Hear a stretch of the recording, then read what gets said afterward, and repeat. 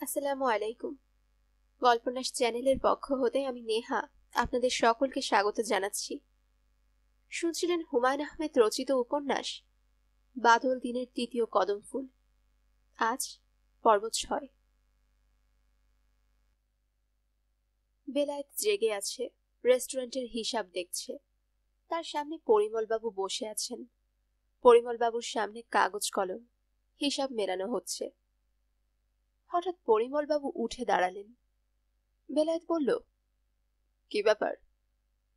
পরিমলবাবু বললেন, আরো কিছুক্ষণ থাকলে আপনাকে অসম্মান করা হবে, এই জন্য উঠে পড়লাম। অসম্মান হবে কেন? ঘুমে চোখ বন্ধ হয়ে আসছে।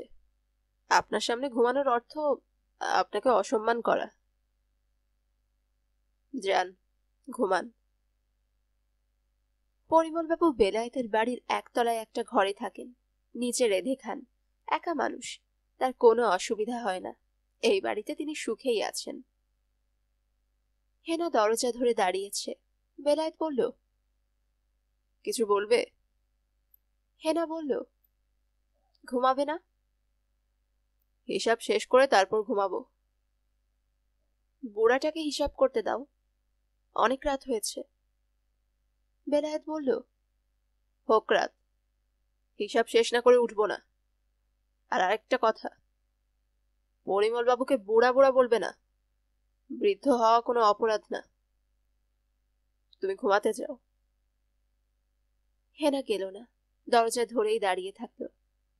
বেলায়েত বলল, আর কিছু বলার বাকি আছে? সেতুর বিষয়ে একটা কথা ছিল। অনেক আজে বাজে কথা তার বিষয়ে শোনা যাচ্ছে। মুখে বলা যায় না এমন সব কথা। বেলায়েত বলল, মানুষের মধ্যে ভালো আছে, মন্দ আছে। হেদায়েতের স্ত্রীর বিষয়ে ভালো কিছু যদি শুনে থাকো সেটা বলো, আমি শুনবো। মন্দটা শুনবো না।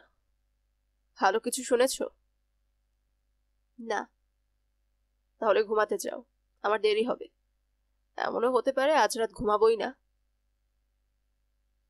বেলায়েত হিসাবে মন দিল। তার কাছে মনে হচ্ছে হেদায়েত আশেপাশে থাকলে ভালো হতো, ফটফট যোগ বিয়োগ করে ফেলতো। প্রিন্সিপাল হাজী এনায়েত করিমের সামনে হেদায়েত বসে আছে। প্রিন্সিপাল সাহেব হেদায়েতকে খবর দিয়ে আনিয়েছেন। তার ঘরের দরজা খোলা। কলেজের কিছু মেয়েকে খোলা দরজা দিয়ে উকি ঝুঁকি দিতে দেখা যাচ্ছে। প্রিন্সিপাল সাহেবের সামনে প্লেট ভর্তি গরম সিঙ্গারা, আরেক প্লেটে পেঁয়াজ কাঁচামরিচ। এনায়েত করিম সিঙ্গারার প্লেট এগিয়ে দিতে দিতে বলল, সিঙ্গারা খান। হেদায়েত বলল, আমি সিঙ্গারা খাই না স্যার, সে তো পছন্দ করে খায়, আমি খাই না। সেতুকে? আমার স্ত্রী, ভালো নাম রুমানা, ডাকনাম সেতু। ও আচ্ছা আচ্ছা। কে যেন বলছিল আপনার স্ত্রী সিনেমা করেন, সত্যি নাকি? প্রথম ছবি করছে, কাজ এখনো শুরু হয়নি। ছবির নামটা খুব সুন্দর, বাদল দিনের দ্বিতীয় কদম ফুল। দ্বিতীয় কদম ফুল মানে? মানে আমি ঠিক জানি না, স্ক্রিপ্ট রাইটার জানেন, তার সঙ্গে দেখা হলে মানে জিজ্ঞেস করব। আপনাকে ডেকেছি কি জন্য বুঝতে পারছেন? না, আপনার বিষয়ে আমরা ডিসিশন চেঞ্জ করেছি। আপনি আবার জয়েন করুন। ম্যাথের নতুন যে টিচার নেওয়া হয়েছে, ছাত্রীরা কেউ তাকে পছন্দ করছে না। উনি ঠিক মতো নাকি বোঝাতে পারেন না। ও আচ্ছা, আপনি আগামীকাল থেকে ক্লাস শুরু করে দিন। একটাই শুধু শর্ত, পড়াশোনার বাইরে কোনো আলাপ না। ক্লাসরুম বাড়ির বৈঠকখানা না, এটা মনে থাকলেই চলবে। হেদায়েত বলল, আমার পক্ষে পড়ানো এখন সম্ভব না। সম্ভব না কেন? হেদায়েত বলল, আমার মাথা খারাপ হওয়া শুরু হয়েছে। যতই দিন যাচ্ছে ততই বেশি খারাপ হচ্ছে। এই অবস্থায় আমার পক্ষে ক্লাস নেওয়া ঠিক হবে না। কি বলতে কি বলবো, আপনার মাথা খারাপ হয়ে যাচ্ছে এটা কে বলেছে? ডাক্তার? ডাক্তার সেইভাবে কিছু বলছে না, আমি নিজে নিজেই বের করেছি।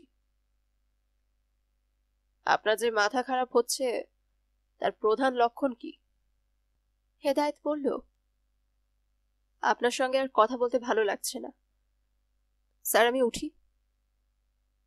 চাকরি তাহলে করছেন না? না। বসুন আরো কিছুক্ষণ, দুপুরে খাওয়া দাওয়া করুন, ঠান্ডা মাথায় চিন্তা করুন। দুপুরে ভাইজানের সঙ্গে খাবো, উনি অপেক্ষা করে থাকবেন। আজ বৃহস্পতিবার, বৃহস্পতিবার দুপুরে সবসময় ভাইজানের সঙ্গে খাই। তিনি নানান জায়গা থেকে ভালো ভালো খাবার জোগাড় করেন। আজ আমরা খাবো হরিয়াল পাখির ভুনা মাংস। হেদায়েত উঠে দাঁড়ালো। এনায়েত করিম বললেন, ডিসিশন চেঞ্জ করলে আমাকে জানাবেন। আপনাকে চাকরি থেকে বরখাস্ত করার আগের সিদ্ধান্ত ভুল ছিল। Sorry for that. হেদায়েত বলল, স্যার আপনার টেলিফোন থেকে একটা টেলিফোন করে দেখি পাই কিনা। কি পান কিনা? দ্বিতীয়। এনায়েত করিম অবাক হয়ে বললেন, দ্বিতীয়টা কি? ওই যে ছবির নামের অর্থ, দ্বিতীয় কদম ফুল। ও আচ্ছা আচ্ছা, বাদ দিন, দরকার নেই। হেদায়েত বলল, দরকার থাকবে না কেন? আপনার মনে একটা কৌতূহল জেগেছে, কৌতূহল মেটানো দরকার। সব কৌতূহল মেটানো ঠিক না। আপনি চলে যাচ্ছেন, যান। যদি ডিসিশন চেঞ্জ করেন আমাকে জানাবেন। জি আচ্ছা স্যার। এনায়েত করিম তাকিয়ে আছেন। এখন তার মন কিছুটা খারাপ। অঙ্ক চেনা মানুষটার মাথা মনে হয় সত্যি সত্যিই খারাপ হয়েছে। বেলায়েতের মেজাজ ভালো না। আজ সকাল থেকে যার সঙ্গেই দেখা হচ্ছে তার সঙ্গে সে ঝগড়া করছে। তার অ্যাসিস্ট্যান্ট পরিমল বাবুর চাকরি চলে গেছে। তার চাকরি যাবার কারণ 3 বস্তা সিমেন্টের হিসাব পাওয়া যাচ্ছে না। পরিমল বাবু বললেন, স্যার আপনার কি ধারণা এই 3 বস্তা সিমেন্ট আমি চুরি করেছি? বেলায়েত বলল, ইয়েস ইউ। স্যার আপনার এই কথার পর আমার উচিত বাসার সামনে আম গাছে ফাঁসি নেওয়া। বেলায়েত বলল, তাই নিন, হ্যাং ম্যাঙ্গো ট্রি।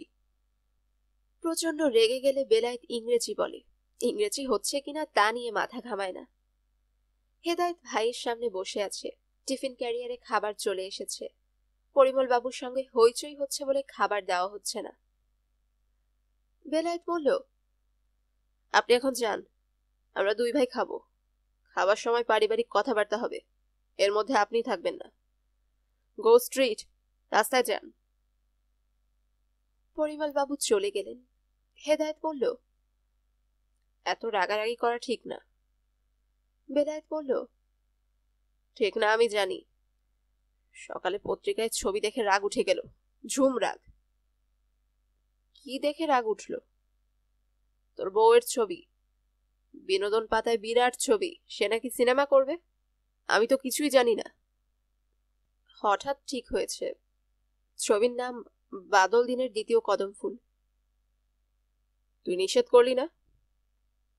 হেদায়েত অবাক হয়ে বলল, নিষেধ করব কেন? শখ করে একটা কাজ করছে, তুই যখন শখ করে কোনো কাজ কর আমি নিষেধ করি? বেলায়েত বলল, তোর কথায় যুক্তি আছে, কঠিন যুক্তি, ফেলে দেবার মতো না। তবে পত্রিকায় ছবি দেওয়া ভুল হয়েছে। হেদায়েত বলল, ভুল কেন হবে? ছবি না দিলে লোকে জানবে কিভাবে? লোকে জানবে, তারপর হলে গিয়ে ছবি দেখবে। তোর এই কথারও যুক্তি আছে, তবে যে ছবিটা ছাপা হয়েছে সেটা ভালো না। হেদায়েত বলল, ছবির আবার ভালো মন্দ কি? বেলায়েত বিব্রত গলায় বলল, নাভি দেখা যায়, নাভিতে আবার দুল পড়েছে। দুল পড়বে কানে, নাভিতে দুল পড়বে কেন? আল্লাহ পাক তো নাভি দুল পড়ার জন্য তৈরি করে নাই। এখন বল, আমার এই কথায় যুক্তি আছে কিনা? হেদায়েত বলল, যুক্তি নাই। নিজেকে সুন্দর দেখানোর জন্য মেয়েরা নানান কর্মকাণ্ড করে, একসময় তারা দাঁতে কালো রং দিত, একে বলে মিশি। চীনা মেয়েরা লোহার জুতা পরে পা ছোট করত, আফ্রিকান মেয়েরা জিব্বা ফুটা করে বড় বড় রিং পরত। বেলায়েত বিস্মিত হয়ে বলল, জিব্বায় রিং পরলে ভাত খেত কিভাবে? হেদায়েত বলল, জানি না। তুই একটা বিষয় জানবি না, এটা কেমন কথা? জানার দরকার না। হেদায়েত বলল, আচ্ছা জানবো, জেনে তোমাকে জানাবো। থালাবাটি এইসব দিতে বলো ভাইজান, খিদে লেগেছে। বেলায়েত বলল, খিদে লেগেছে এটা আগে বলবি না? এতক্ষণ খামোখা বক বক করছি। একটা দুঃসংবাদ আছে, হরিয়াল পাওয়া যায়নি, ঘুঘু পাওয়া গেছে। তবে ঘুঘুর টেস্টও ভালো, সফট মাংস। খাওয়া দাওয়া শেষ করে বেলায়েত চুল কাটতে বসলো। সকাল থেকেই নাপিত এনে বসিয়ে রাখা হয়েছে। ভাত খাওয়ার আগে চুল কাটলে খাবারের চুলের টুকরা চলে যেতে পারে, চুল পাকস্থলিতে গেলে বিরাট সমস্যা, যে কারণে বেলায়েত সব সময় খাবারের পরে চুল কাটে। হেদায়েত ভাইয়ের সামনে বসে আছে, চুল কাটা দেখছে। বেলায়েত নাপিতকে বলল, মাথাটা পুরো কামিয়ে দাও, ইদানিং অল্পতেই মাথা গরম হচ্ছে। মাথা কামানো থাকলে গরম কমবে। বছরে একবার এমনিতেই মাথা কামানো দরকার। খুশকি উকুন এসব তখন আর জীবনেও হবে না। নাপিত মাথা কামিয়ে দিল। হেদায়েত বলল, ভাইজান, তোমাকে সুন্দর দেখাচ্ছে, আমিও মাথা কামাবো। বেলায়েতের চোখে পানি আসার উপক্রম হলো। এই না হলে ভাই, বড় ভাইকে মাথা কামাতে দেখেছে বলে সেও মাথা কামাবে। তার ধারণা কোনো কারণে যদি সে ঝাঁপ দিয়ে ছাদ থেকে রাস্তায় পড়ে, হেদায়েতও তাই করবে। ভাইয়ের প্রতি এত শ্রদ্ধা ভক্তি যদিও ঠিক না। বেলায়েত বলল, মাথা কামালে কামা, বাসায় গিয়ে হেভি গোসল দিবি। চুলের কাটা টুকরা গিলা আর 20 গিলা একই। মাথা কামানোর সিদ্ধান্তটা ভালো নিয়েছিস। মাথা কামাবার পরপরই মেজাজ অনেকখানি নেমে গেছে। পরিমল বাবুকে আবার চাকরিতে বহাল করবো বলে ঠিক করেছি। ভালো করেছ। বেলায়েত বলল, মাথা কামানোর পর চল দুই ভাই স্টুডিওতে গিয়ে একটা ছবি তুলে আসি, স্মৃতি থাকুক। হেদায়েত বলল, আচ্ছা। সেতু হেদায়েতকে ডিভোর্সের কাগজ পাঠাবে। রবিন একজন লয়ার নিয়ে এসেছে। কি কারণে ডিভোর্স চাওয়া হচ্ছে তা গুছিয়ে লিখতে হবে। লয়ার একটা মুশিবিদা তৈরি করে এসেছে, সেখানে লেখা, আমার মক্কেল শারীরিক এবং মানসিকভাবে নির্যাতিত। প্রতিদিনই তাকে মদ্যপ স্বামীর হাতে প্রহরিত হতে হয়েছে। এখন সে মানসিক ভারসাম্যহীনতার দ্বার প্রান্তে উপস্থিত। আমার মক্কেলের সন্তানের শখ, কিন্তু কিছুতেই তার স্বামী তাকে সন্তান ধারণ করতে দেবে না। এমতাবস্থায় দুজনের ছাড়াছাড়ি ছাড়া আর করণীয় কিছুই নেই। সেতু বলল, এসব কি হাবিজাবি লিখে নিয়ে এসেছেন? আমার স্বামী জীবনে কখনো আমাকে শারীরিক বা মানসিক নির্যাতন করেনি। সে কোনোদিন এক ফোঁটা মদ খায়নি, অথচ আপনি লিখেছেন মদ্যপ। সে সব সময় বাচ্চা চেয়েছে, আমি চাইনি। একবার কনসিভ করে ফেললাম, তাকে না জানিয়ে বাচ্চা অ্যাবর্ট করলাম। পরে অবশ্যই তাকে জানিয়েছি, সে কিছুই বলেনি। এমন একজন মানুষ সম্পর্কে কুৎসিত কথা লিখব আমি? রবিন বলল, এগুলি সবই গদবাঁধা কথা, লিখতে হয় বলে লেখা, নিয়ম রক্ষা। কেউ এসব বিশ্বাস করে না। সেতু বলল, কেউ বিশ্বাস না করুক, ও বিশ্বাস করবে, মন খারাপ করবে। আমার মতে যেটা সত্যি সেটা লেখা উচিত। রবিন বলল, সত্যটা কি? সেতু কঠিন গলায় বলল, সত্যিটা হচ্ছে আমি একজন দুষ্ট স্ত্রী, বেশ্যা টাইপ।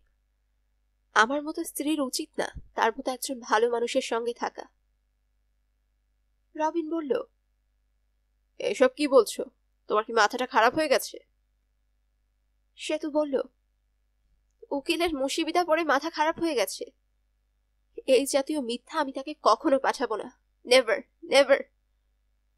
রবিন বলল, চিৎকার করছো কেন? মুশিবিদা অন্যভাবে লেখা হবে, যেমন তোমাদের বনিবনা হচ্ছে না বলে তুমি ডিভোর্স চাচ্ছ? সেতু বলল, আমাদের বনিবনা হচ্ছে না এটা তো ঠিক না। সে আমাকে খুবই পছন্দ করে, আমিও তাকে করি। লয়ার বলল, স্যার আমি বরং অন্য আরেকদিন আসি। রবিন বলল, অন্য আরেকদিন না, আজই আসুন, সন্ধ্যার পর আসুন, সমস্যা হবে না। সেতু কঠিন গলায় বলল, তোমার কি ধারণা সন্ধ্যার পর আমি 2 পেগ হুইস্কি খাবো, তারপর তুমি যা বলবে আমি তাই করব?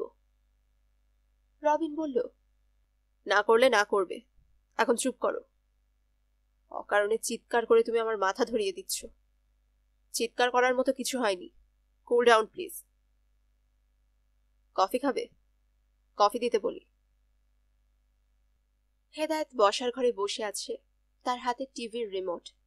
হিস্টোরি চ্যানেল বলে একটা চ্যানেলে মিশর নিয়ে কি যেন দেখাচ্ছে। একজন ফারাওদের পোশাক পরে কি যেন বলছে, কোনো কথাই পরিষ্কার না। মনে হচ্ছে লোকটা তোতলাচ্ছে। কোনো ফারাও কি তোতলা ছিল? নাদুরমা সামনে এসে দাঁড়ালো। হেদায়েত বলল, কিছু বলবে নাদুরমা? নাদুরমা বলল, জি ভাইজান, বলবো। আমি এইখানে আর কাজ করব না। হেদায়েত বলল, আগেও তো একবার বলেছ চলে যাবে, যাওনি। এইবার যাব। নাদুর মা বলল, 2 মাসের বেতন পাওনা আছে, ম্যাডাম জানেন, টাকাটা পাইলে চইলা যাব। কখন যাবে? আইজি যাওয়ার ইচ্ছা, সন্ধ্যায় বাস ছাড়ে। তোমার কত টাকা পাওনা হয়েছে? 800 টাকা হিসাবে 2 মাসে 1600। হেদায়েত পকেট থেকে মানি ব্যাগ বের করলো। মানি ব্যাগে 3000 টাকা আছে। সে পুরো টাকাটাই নাদুরমার হাতে দিল। নাদুরমা শাড়ির আঁচলে চোখ মুছতে মুছতে বলল, আপনার খাওয়া খাদ্যের কি ব্যবস্থা হইব ভাইজান?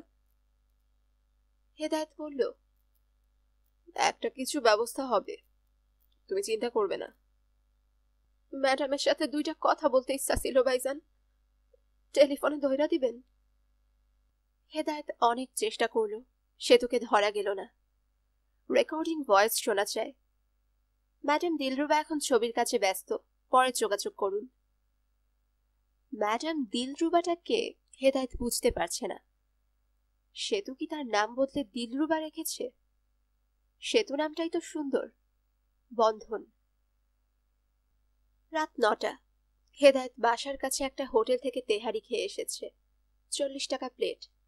খাবারটা যথেষ্টই ভালো। রেস্টুরেন্টের মালিকের সঙ্গেও কথা হয়েছে, তাদের হাউস সার্ভিস আছে। টিফিন ক্যারিয়ারে করে বাসায় খাবার পৌঁছে দেওয়ার ব্যবস্থা। হেদায়েত তার বাসার নাম ঠিকানা দিয়ে এসেছে। রেস্টুরেন্টের মালিক বলেছে, খাবার যদি খারাপ পান, পচা বাসি পান বা ঠান্ডা পান, বাটা কোম্পানির জুতা দিয়ে আমার গালে মারবেন। আমি যদি কিছু বলি তাহলে আমি মানুষের বাচ্চা না, আমি শকুনের বাচ্চা। আমার দোকানের নাম দি গ্রেট বিরিয়ানি হাউস বদলায় রাখবো শকুন হাউস। রাতে আরাম করে সিগারেট ফুঁকতে ফুঁকতে হেদায়েত ঘুমোতে গেল। আজ সে 2টা সিগারেট শুয়ে শুয়ে খাবে। পুরো বাড়ি খালি, তার আলাদাই আনন্দ। ক্রিং ক্রিং শব্দে ল্যান্ডফোন বাজছে। টেলিফোন ধরবে না করেও হেদায়েত টেলিফোন ধরল। স্যার বলছেন? কে? স্যার আমি নিতু। ও আচ্ছা, নিতু। কি করছেন স্যার? সিগারেট খাচ্ছি। কেন সিগারেট খাচ্ছেন? হার্টের অসুখ হবে। আচ্ছা স্যার, আজ আপনি কলেজে এসেছিলেন না? হুম। অনেকেই আপনাকে দেখেছে, শুধু আমি দেখতে পাইনি। আমি কলেজে এসেছি আপনি যাবার পর। যখন শুনলাম আপনি এসে চলে গেছেন, তখন খুব মন খারাপ হয়েছে। স্যার, কবে থেকে ক্লাস নেওয়া শুরু করবেন? আমি কোনো ক্লাস নেব না নিতু। কেন? আমি পাগল হয়ে যাচ্ছি তো, এই জন্য ক্লাস নেব না। আপনি পাগল হয়ে যাচ্ছেন? হুম, ধীরে ধীরে পাগল হয়ে যাচ্ছি। আমাদের বংশে পাগলামি আছে, আমার দাদা পাগল ছিলেন। বলেন কি? উনি কি ছোটবেলা থেকে পাগল ছিলেন? না, তার বয়স যখন 40 তখন হঠাৎ একদিন পাগল হয়ে যান। আপনার বয়স কত স্যার? 40-এর ওপর। তাহলে তো স্যার টাইম হয়ে গেছে। স্যার, আমার টেলিফোন নাম্বারটা কি আপনার এখনো মনে আছে? মনে আছে। যখন পুরোপুরি পাগল হয়ে যাবেন তখনও কি মনে থাকবে? বুঝতে পারছি না। আচ্ছা স্যার, আপনি যে একটা ইকুয়েশন বের করার চেষ্টা করছিলেন, ওইটার কি হলো? কোন ইকুয়েশন? আত্মার ইকুয়েশন। ও আচ্ছা, একটা ওয়েভ ফাংশন তৈরি করা কঠিন হবে। আত্মা বিষয়টা তো জানা না। আপনার জন্য মোটেই কঠিন হবে না স্যার। পাগল হবার আগেই ইকুয়েশনটা শেষ করা উচিত না স্যার? পাগল হলে তো আর পারবেন না। স্যার, আমি রাখি। মা কয়েকবার এসে দেখে গেছে আমি টেলিফোনে কথা বলছি। আমি যে একটা অতি জরুরি বিষয় নিয়ে স্যারের সঙ্গে কথা বলছি, ম্যাথ নিয়ে কথা, এটা মা বিশ্বাস করবেন না। মা ভাববে আমি প্রেম করছি। স্যার, খোদা হাফেজ। খোদা হাফেজ। হেদায়েত শুয়ে পড়েছে, আত্মা নিয়ে চিন্তা করছে। আত্মাটা কি? নিশ্চয়ই কোনো বস্তু না। বস্তুর বিনাশ আছে, আত্মার বিনাশ নেই। এটাও তো ঠিক না। বস্তুর বিনাশ থাকবে কেন? বস্তুরও বিনাশ নেই। আত্মা হলো কিছু অনুভূতির আধার। প্রেম, স্নেহ, মমতা। ভালো কথা। খারাপ অনুভূতির আধারও কি আত্মা?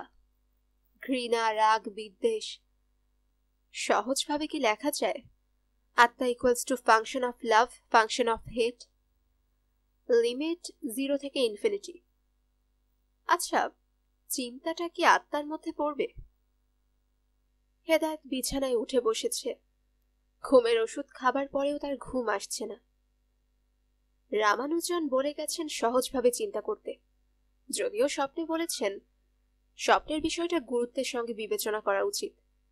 রসায়নবিদ মেন্ডেলিভ পেরিওডিক টেবিল স্বপ্নে পেয়েছিলেন।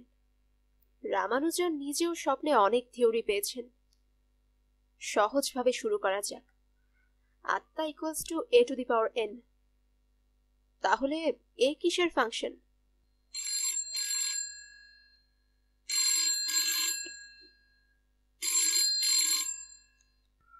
আবার টেলিফোন বাজছে।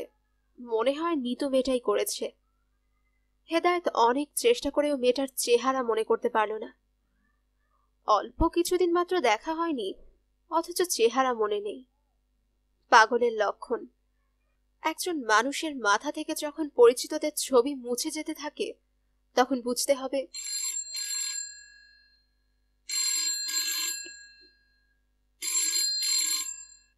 টেলিফোন বেজেই যাচ্ছে।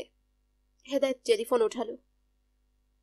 জি ভাইজান, আমি কাল ভোরবেলা ময়মনসিংহ যাচ্ছি। যাবি আমার সঙ্গে? রাতে ফিরে আসবো।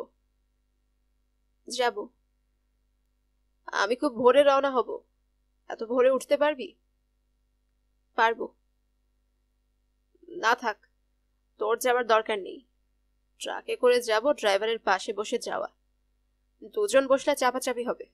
আমার সমস্যা না, তোর কষ্ট হবে। হেদায়েত বলল, একটা গাড়ি কিনে ফেলো। বেলায়েত বলল, তুই যখন বলছিস তখন কিনে ফেলবো। ময়মনসিংহ থেকে ফিরেই কিনবো। তোর কোন রং পছন্দ? মেরুন রং। মেরুন রং আবার কোনটা? আচ্ছা যা, যেটাই হোক, তোকে নিয়ে তোর পছন্দে কিনবো। তুই জেগে থাকিস না, ঘুমিয়ে পড়। কবিতা আছে না, early to bed early to rise. শরীর ঠিক রাখা দরকার। শরীর ঠিক থাকলেই মন ঠিক। বেলায়েত টেলিফোন রাখার পরপরই হঠাৎ করে হেদায়েতের মনে হলো, এমন কি হতে পারে যে আত্মার অবস্থান প্ল্যাঙ্ক স্তরে? প্ল্যাঙ্ক স্তর অতি জটিল স্তর, সেখানে সবই এলোমেলো। প্ল্যাঙ্ক দৈর্ঘ্য হল 10⁻³ সেন্টিমিটার। প্ল্যাঙ্ক সময় হল 10⁻⁻15 সেকেন্ড। ভর হল 10⁻⁻5 গ্রাম। ভর এত বেশি কেন? হেদায়েত মূর্তির মতো বসে আছে। প্ল্যাঙ্ক ভর সমস্যায় এই মুহূর্তে সে কাতর। বেলায়েত নিখোঁজ হয়েছে। ভোরবেলা নিজের ট্রাকে করে ড্রাইভারের পাশের সিটে বসে ময়মনসিংহ গিয়েছিল। কাজ শেষ করে রাত 8টার মধ্যে তার ফেরার কথা। সে ফেরেনি। রাত 1টায় ড্রাইভার মোবাইল ফোনে জানিয়েছে, স্যারের কোনো খোঁজ নাই, এখন কি করি? বেলায়েতের স্ত্রী টেনশন নিতে পারে না, সামান্যতে সে অস্থির হয়ে পড়ে। বেলায়েতের খবরে তার বুক ধড়ফড় শুরু করলো। তার মন বলছে, মানুষটা খুন হয়েছে, অবশ্যই খুন হয়েছে। খুন করেছে ড্রাইভার কুদ্দুস। ট্রাকের সামনে ধাক্কা দিয়ে ফেলে ওপর দিয়ে ট্রাক নিয়ে চলে গেছে। এখন বলছে স্যারের কোনো খোঁজ নেই।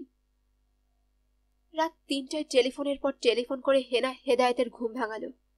কাঁদতে কাঁদতে বলল, তোমার ভাইয়ের কোনো খোঁজ জানো? হেদায়েত বলল, না তো, মনে হয় সে খুন হয়েছে। কে খুন করেছে? কে খুন করেছে এখনো পরিষ্কার না। ট্রাক ড্রাইভার কুদ্দুস সম্ভবত খুন করেছে। বাসায় চলে আসো, বিস্তারিত শুনবে। ভাবি, আমি এক্ষুনি আসছি, আপনি কান্না বন্ধ করেন। হেনা কাঁদতে কাঁদতে বলল, আমার স্বামী মারা গেছে, আমি কাঁদবো না? জিম ধরে বসে থাকবো? কিরকম কথা বলো? হেদায়েত তার ভাইয়ের বাসায় পৌঁছে দেখে প্রচুর লোকজন। হেনা তার আত্মীয় স্বজন সবাইকে খবর দিয়ে এনেছে। একজন পুলিশ অফিসারও, ধানমন্ডি থানার সেকেন্ড অফিসার এসেছেন। পরিমলবাবু পুলিশের সঙ্গে কথা বলছেন। হেনার কথা বলার মতো অবস্থা না। সে কিছুক্ষণ পরপরই এড়িয়ে পড়ে যাচ্ছে, তার মুখ দিয়ে ফেনা ভাঙছে। সেকেন্ড অফিসার বিরক্ত গলায় বললেন, একজন মানুষের খবর পাওয়া যাচ্ছে না, 24 ঘন্টাও পার হয়নি, আপনারা এরকম করছেন কেন? পরিমলবাবু বললেন, স্যার, উনি কখনো রাতে ঢাকার বাইরে থাকেন না। নিজের ঘরে না শুলে তার ঘুম আসে না, এই জন্যই দুশ্চিন্তা। দুশ্চিন্তা দূর করুন, ময়মনসিংহে তার আত্মীয় স্বজন আছে, তাদের বাড়িতে খোঁজ নিন। তার সঙ্গে কি মোবাইল ফোন সেট আছে? জি স্যার, আছে। টেলিফোন করে দেখেছেন? জি স্যার, রিং হয় কিন্তু কেউ ধরে না। আমাকে নাম্বারটা দিন, আমি টেলিফোন করে দেখি। নাম্বার কত? নাম্বার হেদায়েত বলল। তার সব নাম্বারই মুখস্থ। হেদায়েতের কাছেই জানা গেল তার বড় ভাইয়ের 2টা মোবাইল সেট, একটা সাধারণ ব্যবহারের জন্য, অন্যটা শুধু তার ভাইয়ের সঙ্গে কথা বলার জন্য। 2টা নাম্বারেই চেষ্টা করা হলো, রিং হয় কিন্তু কেউ ধরে না। সেকেন্ড অফিসার বললেন, হয়তো মোবাইল সেট রেখে কোথাও গেছেন, কিংবা সেট 2টা ছিনতাই হয়েছে। আপনারা দুশ্চিন্তা করবেন না, ময়মনসিংহ থানায় আমি খবর দিয়ে দিচ্ছি। ট্রাক ড্রাইভার কুদ্দুসকে বলুন যেন সে তার স্যারের জন্য অপেক্ষা করে। হেনা হাঁপাতে হাঁপাতে বলল, কুদ্দুসকে অ্যারেস্ট করবেন না? সেকেন্ড অফিসার বিরক্ত গলায় বললেন, তাকে অ্যারেস্ট করার সময় পার হয়নি। অল্পতে অস্থির হবেন না প্লিজ। আমি নিশ্চিত কাল দিনের মধ্যে আপনার স্বামী ফেরত আসবেন। 7 দিন পার হয়ে গেল, বেলায়েতের কোনো খোঁজ পাওয়া গেল না। এখন আর মোবাইলেও কোনো রিং হয় না। হেদায়েত সকাল থেকে সন্ধ্যা পর্যন্ত ভাইকে খোঁজে, পথে পথে হাঁটে। বেশিরভাগ দিন তার সঙ্গে পরিমলবাবু থাকেন। তিনি অদ্ভুত অদ্ভুত জায়গায় খুঁজতে চান, যেমন বুড়িগঙ্গা নদীর নৌকা, নারায়ণগঞ্জ উর্দু বস্তি নামে এক বস্তি। অদ্ভুত অদ্ভুত কথাও বলেন। যেমন একদিন বললেন, আমার ধারণা স্যার বিভাগী হয়েছেন। হেদায়েত বলল, বিভাগী কেন হবেন? সংসারে শান্তি ছিল না, এই জন্যই বিভাগী হয়েছেন। ম্যাডামের সঙ্গে খেচাখেচি ছিল, সংসারে শিশু ছিল না।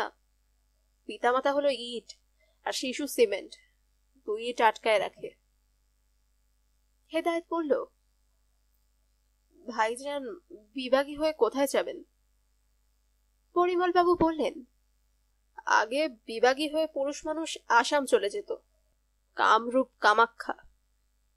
এখন পাসপোর্টের ঝামেলার কারণে দেশেই থাকেন। সাধারণত পতিতা পল্লীতে আশ্রয় নেয়, মনের মতো মেয়ে খুঁজে বের করে সংসার পাতে। বলেন কি? আপনি চিন্তা করবেন না, আমি সিদ্ধান্ত নিয়েছি দেশের সব কটা পতিতা পল্লীতে অনুসন্ধান করব, নিজেই যাব। কবে যাবেন? ঢাকার খোঁজটা শেষ করে শুভদিন দেখে রওনা হব। প্রথম যাব টাঙ্গাইল, বাংলাদেশের সবচেয়ে বড় পতিতাপল্লী টাঙ্গাইলে। সেখানে কিছু মেয়ে আছে, অত্যাধিক রূপবতী, আবার কুহকিনী, মায়াজালে আটকে ফেলে। মৃত্যু শোক 7 দিনের বেশি স্থায়ী হয় না, কারণ সবাই জানে যে গেছে সে ফিরে আসবে না। নিখোঁজ শোক দীর্ঘস্থায়ী হয়, কারণ একটাই, নিখোঁজ ব্যক্তির ফিরে আসার সম্ভাবনা। আনন্দের সম্ভাবনাই সেখানে শোকের প্রধান কারণ। স্বামী নিখোঁজ হওয়ায় হেনার বড় ধরনের উপকার হয়েছে। তার শরীর শুকিয়ে গেছে, চেহারায় সৌন্দর্য এবং লাবণ্য ফিরে এসেছে। স্বামীর নানান ব্যবসায় হাল ধরার জন্য প্রচুর ছোটাছুটি করছে। বেলায়েতের লোকজন কেউই তাকে গুরুত্বের সঙ্গে বিবেচনা করছে না। এই মনোকষ্টে সে আরো শুকাচ্ছে। তার বাড়িতে মুন্সি হাফিজ নামের এক মৌলানা স্থায়ী হয়েছেন। তিনি জিন সাধক এবং তার অধীনে সার্বক্ষণিক সঙ্গীর মতো একজন জিনও নাকি থাকে। জিনের নাম হাফসা।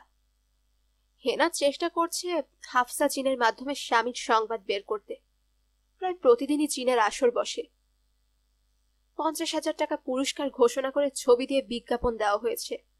রোজই নানান ধরনের লোকজন খোঁজ নিয়ে আসছে। সবার কথাই বিশ্বাস করার মতো। হেনা এদেরকে নিয়েও ব্যতিব্যস্ত। তার এখন নিঃশ্বাস ফেলার সময় নেই। তাকে দেখে মনে হয় সে আনন্দেই সময় কাটাচ্ছে। হেনা একজন সেক্রেটারি রেখেছে, MA পাস সেক্রেটারি, নাম শারমিন। এই সেক্রেটারি পুরুষ হলে মিস্টার বাংলাদেশ হতো, এমন পুষ্ট শরীর। সে পেট মোটা চামড়ার ব্যাগ নিয়ে সারাক্ষণই হেনার সঙ্গে থাকে। নতুন করে অ্যাডমিনিস্ট্রেশন শুরু করতে গিয়ে হেনা কয়েকজনের চাকরি খেয়েছে। তার একজন হলো পরিমল বাবু। তাকে চাকরি চলে যাওয়ায় মোটেই চিন্তিত মনে হচ্ছে না। বাসা ছেড়ে দিতে হয়েছে বলে তিনি এখন বেলায়েত টিম্বারের অফিসে ঘুমান। তিনি হেদায়েতকে সঙ্গে নিয়ে স্যারকে খুঁজে বেড়াচ্ছেন এবং এক এক দিন এক এক গল্প ফাঁদছেন। প্রাণীকুলের মধ্যে ভেড়া যাবে স্বর্গে আর ছাগল হবে নরকবাসী, এটা কি জানেন? না। ম্যাথুর গসপেলে পরিষ্কার লেখা আছে। আপনি কি খ্রিস্টান নাকি? না, কিছুদিন এক পাদ্রীর সঙ্গে ছিলাম। তার কাছ থেকে অনেক কিছু শিখেছি। আমার স্বভাবই হলো যার সঙ্গে থাকি তার কাছ থেকে কিছু না কিছু শিখি। ভাইজানের কাছ থেকে কি শিখেছেন? ওনার কাছ থেকে কিছু শিখতে পারি নাই, কারণ ওনার ছিল ভালো মানুষই।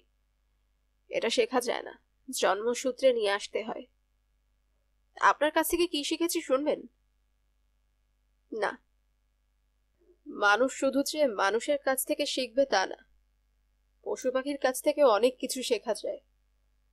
কাকের মতো নিকৃষ্ট যে পাখি, তার কাছে অনেক কিছু শেখার আছে। কাক সবার সামনে ময়লা খায় না, আড়ালে খায়। কাকের কাছ থেকে এটাই শিক্ষণীয়। সারাদিন হাঁটাহাঁটি করে সন্ধ্যায় হেদায়েত ক্লান্ত হয়ে বাসায় ফেরে। গরম পানিতে গোসল সেরে টিভি দেখতে বসে। সে চ্যানেল টেপাটেপি করে না। টিভি চালু করার পর যে চ্যানেল আসে সেটাই দেখে, আগ্রহ নিয়েই দেখে। রাত 9টায় টিফিন ক্যারিয়ারে করে হোটেল থেকে খাবার আসে। হোটেল বয় নান্টু, বয়স 10 বছর। খাওয়া শেষ না হওয়া পর্যন্ত দাঁড়িয়ে থাকে। খাওয়া শেষে থালা বাসন ধুয়ে সে টিফিন ক্যারিয়ার নিয়ে চলে যায়। যতক্ষণ খাওয়া না হয় ততক্ষণ সে হেদায়েতের পাশেই সোফায় বসে টিভি দেখে। অনেকদিন পর সেতু টেলিফোন করলো। হেদায়েত আনন্দিত গলায় বলল, ভালো আছো? হ্যাঁ, তুমি কেমন আছো? আমি ভালো আছি। তোমাদের ছবির কাজ কি শুরু হয়েছে? হ্যাঁ, এই জন্যই এতদিন তোমাকে টেলিফোন করা হয়নি। দেশের বাইরে ছিলাম 7 দিন। ব্যাংককে একটা গানের পিকচারাইজেশন হয়েছে, খুব ভালো হয়েছে।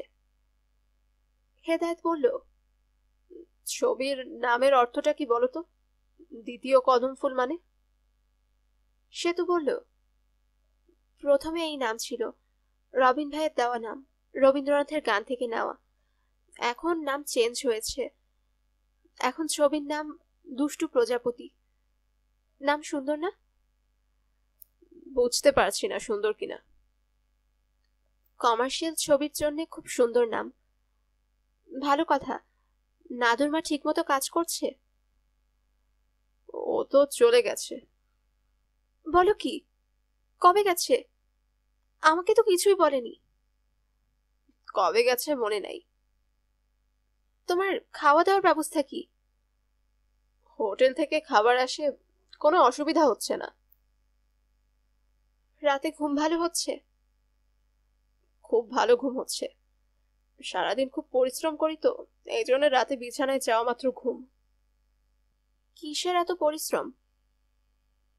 সারাদিন হেঁটে হেঁটে ভাইজানকে খুঁজি, উনি হারিয়ে গেছেন, এই জন্যই খোঁজা। বলো কি, কতদিন আগের ঘটনা? প্রায় 1 মাস। সেতু, আমি রাখি, খুব ঘুম পাচ্ছে। হেদায়েত টেলিফোন রেখে ঘুমোতে গেল। ঘুমোতে যাওয়াটা এখন তার জন্য অনেক আরামদায়ক হয়েছে। সারাদিনের পরিশ্রমের সঙ্গে যুক্ত হয়েছে ঘুমের ওষুধ। আরামদায়ক তন্দ্রা নিয়ে আত্মা ইকুয়েশনের চিন্তা। টাইম ইন্ডিপেন্ডেন্ট ইকুয়েশন হতে হবে, কারণ আত্মা সময় নির্ভর না। আচ্ছা, পশু পাখি, এদের কি আত্মা আছে? নিম্ন শ্রেণীর আত্মা, এদের বোধ শক্তি কিছু পরিমাণ আছে। বোধ কি আত্মার কোনো ধর্ম?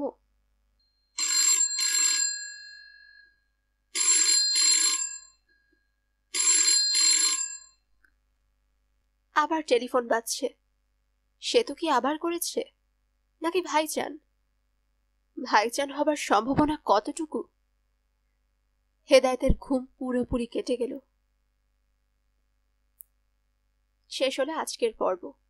আপনাদের যদি আমার গল্প পাঠ ভালো লাগে, তবে অবশ্যই লাইক করবেন, কমেন্ট করবেন এবং বেশি বেশি শেয়ার করবেন। যারা গল্পনেশ চ্যানেলটিকে সাবস্ক্রাইব করেছেন, তাদেরকে অসংখ্য ধন্যবাদ, এবং যারা করেননি, তাদের কাছে অনুরোধ রইল চ্যানেলটিকে সাবস্ক্রাইব করে ফেলুন। পাশে থাকা বেল আইকনটিও ক্লিক করে রাখবেন, এতে করে আমি কোনো নতুন গল্প বা উপন্যাস আপলোড করলেই আপনারা তা নোটিফিকেশন পাবেন।